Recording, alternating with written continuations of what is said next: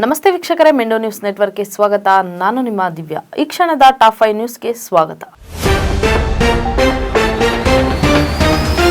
Greater Bengaluru ಆಡಳಿತ ಮಸೂದೆ ವಾಪಸ್, ರಾಜ್ಯಪಾಲರ ಅನುಮಾನ ಪರಿಹರಿಸಲು ಸದನ ಸಮಿತಿ ಸಿದ್ಧ, ಶಾಸಕ ರಿಜ್ವಾನ್.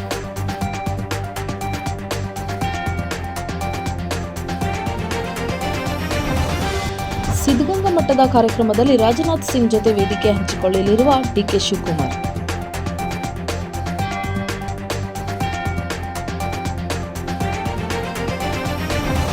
ನನ್ನ ಕೊಲೆಗೆ 70 ಲಕ್ಷ ಸುಪಾರಿ ನೀಡಲಾಗಿದೆ, ತುಮಕೂರು ಪೊಲೀಸರಿಗೆ ದೂರು ಸಲ್ಲಿಸಿದ ಎಂಎಲ್ಸಿ ರಾಜೇಂದ್ರ.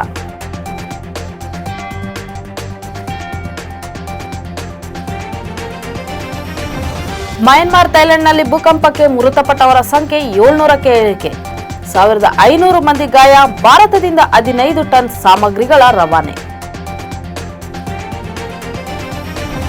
ಹಳ್ಳಿ ಜನರಿಗೆ 106 ಕೋಟಿ ರೂಪಾಯಿ ವಂಚನೆ, ನಟ ಶ್ರೇಯಸ್ ತಲ್ಪಡೆ ವಿರುದ್ಧ ಕೇಸ್ ದಾಖಲು.